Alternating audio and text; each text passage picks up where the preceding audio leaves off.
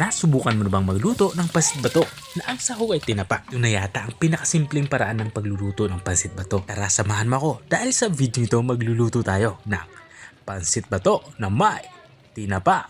Simulan natin ating pagluluto. Painit lang tayo dito ng mantika. Kapag uminit na nga ito, magsimulan tayo mag-isa. Nang ilalagay ko nga dito, itong ating sibuyas. Pulang sibuyas yung ginagamit ko dito. Pero pwede kayong gumamit dito ang puti. Walang problema yan. Susunod ko naman ilagay itong ating bawang. Ang ginawa ko naman dito sa bawang ay pinitpit ko lang ito. Saka ko hiniwa ng maliliit. Ang gagawin natin dito ay isasangkot siya natin ito hanggang sa lumabas yung aroma nito. Kapag ganito na itsura niya, ilalagay na natin itong ating sahog na tinapa.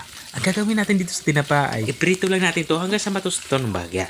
Nakakatulong ito para mabawasan yung lansa itong ating inilagay na tinapa. At kung nanonood ka pa rin hanggang dito sa parte ng aking video, ibig sabihin na interesado ka sa aking niluluto. Baka pwede mo may comment kung taga saan ka, para alam ko kung hanggang saan umabot ang aking video. Balik nga tayo dito sa ating nilulutong ulam. Naglagay na nga ako dito ng mga pampalasa. Nilagyan ko nga ito ng toyo. Saka naglagay na din ako dito ng pamintang durog. At this point naman ay maglalagay na ako dito ng tubig. Medyo damihan lang natin ang tubig dahil ang pansit bato nga ay matakaw sa tubig. Tapos kung malagyan ito ng tubig, dito naman ay maglalagay tayo ng pork cube para mas maging malasa ang ating lulutuing pansit bato. Tatakpan natin to at papakuloy natin to. Sa unang kulungan ay bubuksan natin to. Dito naman sa parte ito, ilalagay na natin ang ating mga sahog. Mayroon nga tayo ditong pangsahog na carrots. Balang ginawa ko lang dito ay hiniwa ko lang ito ng pahaba. Saka medyo maliliit. Tapos natin mailagay yung carrots ay susunod ko naman ilagay itong ating gulay na pechay. Kung wala naman kayong pechay, ay pwede naman cabbage. Hiwain lang din nyo ito ng maliliit saka maninipis. At habang nga tayo ay nagpapatuloy sa ating pagluluto, gusto ko lang shoutout ang mga masusugid nating mga taga-subaybay.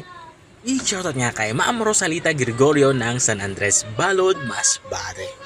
Shoutout din kay Ma'am Nora Fel Remorosa ng Camotes Island. At shoutout din kay Sir Winston Adiva Bolchador ng Butuan City. At maraming salamat din sa mga walang sawang nanonood at nakasubaybay dito sa aking channel.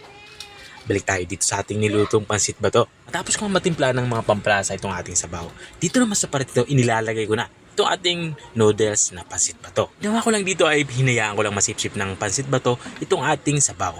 At nang lumambot na nga ito ng bagya ay dito ko na sinimulang haluin ito. Katulad na nakikita nyo.